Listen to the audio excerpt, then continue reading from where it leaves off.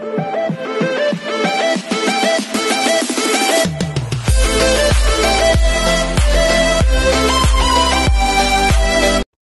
everyone, this is Kibo Vlogs, a Filipino reactor based here in Saudi Arabia, and welcome back to my channel. Agad-agad gawa natin yung reaction video ang Barda compilation kasi ang dami na naman nanggugulo sa atin sa comment section. Alam niyo bakit? Ito yun may video na naman daw nalinabas. Pero ang video na yun nakatalikod na naman for today's video. Wala bang maiharap? Dalawang bagay lang yan.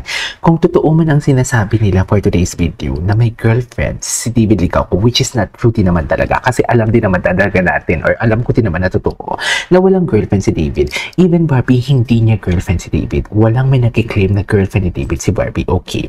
Dalawang bagay lang yan.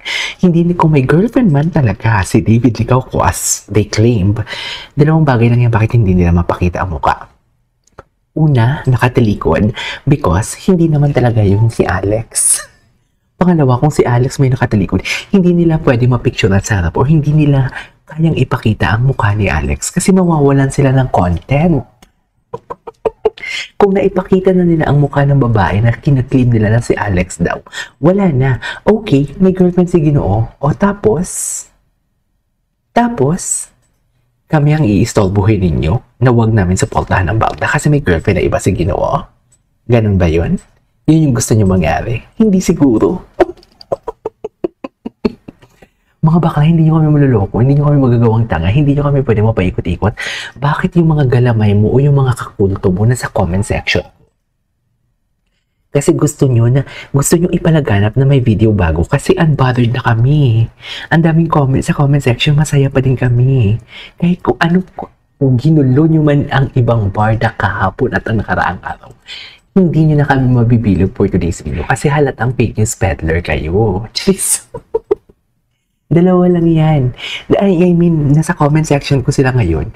Kasi nga, baka kinukulang na sa revenue ang pangkain. Jeez. Kasi ang bababa ng mga views lately Diba? Baka wala ng pan-chicha for today's video. Kaya, kulang pa to sa pangkuryente natin. Kasi magkano lang naman yung revenue ng Barda na content. 0.68 cents dollar. So, mga nasa 30 pesos lang yung akla.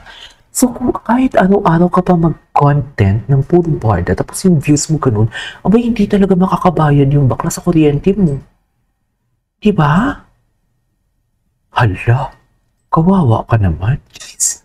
Alam mo, hindi naman ako sa nandidegrade. Ang akin lang, huwag nyo kami istorbohin. Kasing halata naman na you are for the cloud.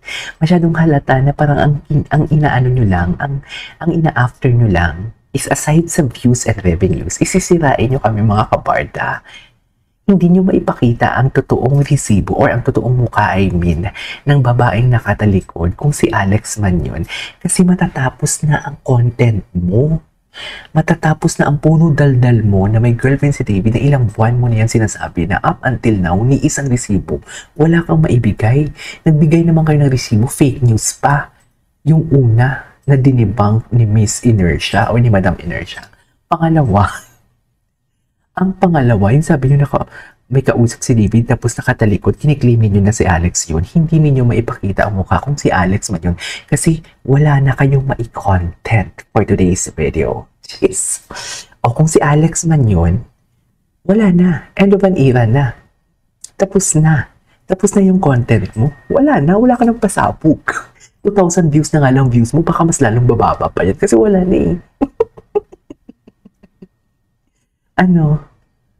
Di ba yan yung totoo? Masakit ba? You deserve it.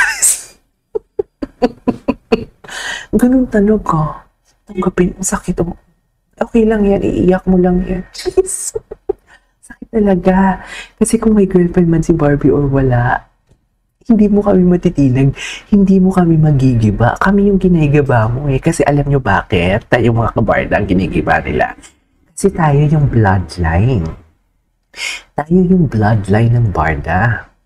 Tayo yung bumubuhay sa pangalan ng Barda. Barbie and David, may sarili-sarili silang pangalan. Pero yung Barda, tayo ang nagpapaingay niyan. Kaya tayo ang ginigiba. Pero hindi ba niya naisip na kahit may girlfriend or may boyfriend man yan individually, may Barda pa din? Yan dapat yung itatak natin sa mga utak natin. Na kahit may girlfriend si David Licauco as what they claim na hindi naman totoo. Dito pa din kami. So useless lang yan bakla. Aside sa sinisira yung credibility mo, sinisira mo yung pangalan mo. Ano ang business mo kung may girlfriend si David? Nagsiselos ka pa? Magkasama ni David si Barbie? Ikaw ba ay obsessed kay David Licauco? Hala? Malala ka na. Malala na kayo ng kakulto mo. Actually, hindi mga kasi parang iisa lang din naman sila for today's video. Wait lang, may email ako. Ay, hindi pala. Nabasa ko na yan. Malala na. Diba? Tanungin natin mga sarili natin. Kung si David pa may girlfriend na iba, sa palagay mo, may maiko-content pa yan siya.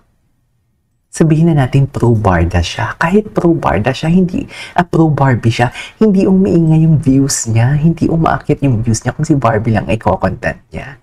Kailangan kasama si Ginoo. Kaya hindi niya maipakita-pakita ang mukha.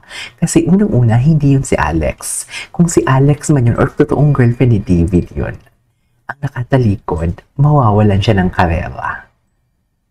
Baka hindi mo ako mapapahabol sa habulan na hinahanap mo. Bawat loopholes mo, kaya ko yung pasukan ng daliri ko. Shinger lang yan. Para matakpan ka. Ngayon, kaya mga viewers ng Barbie and David ay tumatalino na. Pababa ka na ng pababa para kang spaghetti. Ang sarap talaga mang asar. Alam mo, nakabantay yan sa ko sa vlog ko mga mami kasi tuwing upload ko, wala pang 1 minute may dislike na agad. Kaya okay lang yan na akong habulin niya. Sige, maglabas ka ng mga kung ano-ano. Hindi mo pa din ako mapapaniwala o hindi nyo kami mapapaniwala. Hindi nyo ako mapapatigil dito sa good vibes sa dinadala ko sa mga kilig-kilig. Jeez. Mami, nagkakandara pa yung mga galamay niya, yung mga kakulto niya. Nagkakandara pa kung paano nila i-promote ang video. Kasi nga ilang beses na silang pumalya sa mga videos na pinapakita nila. Ngayon, sa comment section, yan yung bagong technique lang. Mag-comment ka na may bagong labas. Kunwari, Barbie fan ka or David fan. Tapos with a sad face, mag-comment ka na, naglabas na po ng video. Naglabas na po ng video sila na may babae. Sige, siyempre, tayo mga Barda fans o kayong mga mahihinang nilalang. Some of you, hahanapin ang video na yun. Tapos yung video na ipapakita nila, nakatalikod na naman ang girl. So what's new? Siyempre, dagdag sa views nila, dagdag sa revenue nila. Alam mo, kahit tirahin natin yan sila na tirahin, hindi yan umi-epekto sa kanila. Hindi ito pa sa salito ko. Real talk lang to sa akin. Hindi ito para i-educate sila. Hindi yan sila tinatablan. Kasi, after nila is the views and yung kikitain nila. Yun mga mami. Okay? Okay, Enchantes? Tingnan natin to. Guys, so David Licauco at Sugar Beach Club. Hindi pa na, ang tagal ng daldal ko, ha? Charis, ang tagal ng daldal ko. Ay, atake. Ano na naman to?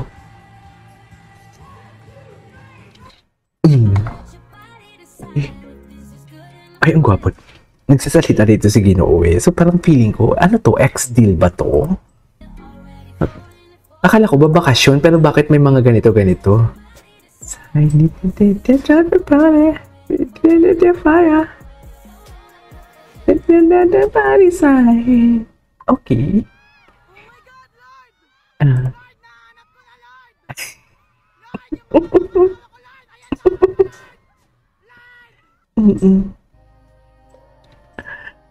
Ay, mga mami. Mami, nakita ko na yung video. Nakita ko na yung video na sinasabi nila. Nakita ko na sa Facebook niya. Sa Facebook ata in-upload yun. Mami, hindi na. Mami, Diyos ko. Ito na ba yun? So, ito na yung mga video na yun? Ito na yung ipapakita niyo for today's video. Tsaka wait lang, ba't ang tangos ng ilong ng babae? Sayang hindi ko mapakita. Wait lang. Dirixicious ang pangalan. Pero huwag na natin i-ano. Sige nga. Ipapakita ko sa inyo, ha?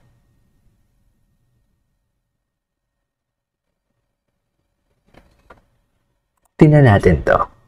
May video na linabas eh. Asan na? Ay, wala. Naka-block ako, mami. Jeez! Naka-block ako? Totoo ba? Dirixilicious pala kasi. Jeez! Ang pangalan. Bakit naman kasi Drixie? Drixie issues. Tingnan natin. Ito ba yun? Ito yun eh. Nasaan dito? Ay, ito tong mami, oh. Oh. Sa babae, ayan, Diyos ko, oh. Tapos, ito yung comment, ito yung video. Okay, sige. Okay. Una, andito. Sige, tingnan natin. Oh, ayun yung girl na naka-pink. May kasamang lalaki doon sa likod. Yun eh. Si David ba yung nakakap? Ayun, kita. May kausap si David.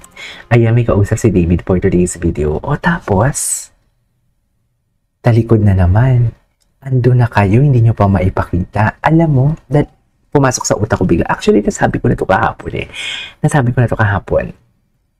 Malay nyo naman, kaya malakas ang loob nilang magchika-chika din na pupunta ng Siargao. Totoo nga naman talaga. Baka naman kasi may insider siya na may tips si Siargao, pero ginawa niya na lang talaga tong chika na may kasama na magkikita si David and Alex. Doon sa Siargao, ginawa na lang talaga nila tong chika for today's video kasi alam niya na may kasama silang babae. Tapos, lahat ng video na may kasama silang babae, malay natin baka workmates lang and everything, dapat nakatilikod lang ang babae kung kukunan niya ng ayuda. Kasi can you just imagine, wala talaga nakaharap. Wala talaga, imposible. Tsaka sa dami ng tao na yan, itong lalaki nakikita natin, imposible na hindi yan kilala si Barbie Fortesa or David Licauco. Dapat kinuna nila ng mga video yan. Imposible. Diba? Bakit wala man lang nakaharap na video? Diba? Oh, Diyos ko, yung tawa ni Ginoo. Yung tawa ng Ginoo. Oh. So, gano'n na pala yun. Kaya pala pinopromote nila to. Okay. Ngayon pa ba tayo mapanghihinaan ng loob? Nakatalikod na naman for today's video. O, may kasama nila yung lalaki dun sa likod, ha? Kasi nagkukwento, kasama nila yung lalaki dun sa likod. Kasi kung nagkukwentuhan sila, nakaharap din yung lalaki. Diba? Can you just imagine that? Sa dami ng tao. Sa dami ng tao sa Siargao, dapat marami na din video ng mga nakaharap. Gets nyo ba yun? Hindi naman tayo sure kung kasama nila yung babae na yun, ha? Pero based doon sa picture na linabas nila kahapon na video at yung babae ngayon, yung likod parehas eh. So, hindi natin yung tatanggalin sa kanila. Pero, bakit hindi nakaharap? Yun lang yun eh. Yun lang yung hinihingi natin eh. I mean, hindi ko hinihingi eh. Dapat sila ngayon magpatunay eh. Diba? Hindi natin hinihingi yun. Dapat kayong patunay, kayong maraming disinshika dyan eh. Diba? Dapat patunayan yun. Please. So, yeah, that's it for today's video. This is KJ Mo Vlogs. See you in my next vlog. Bye!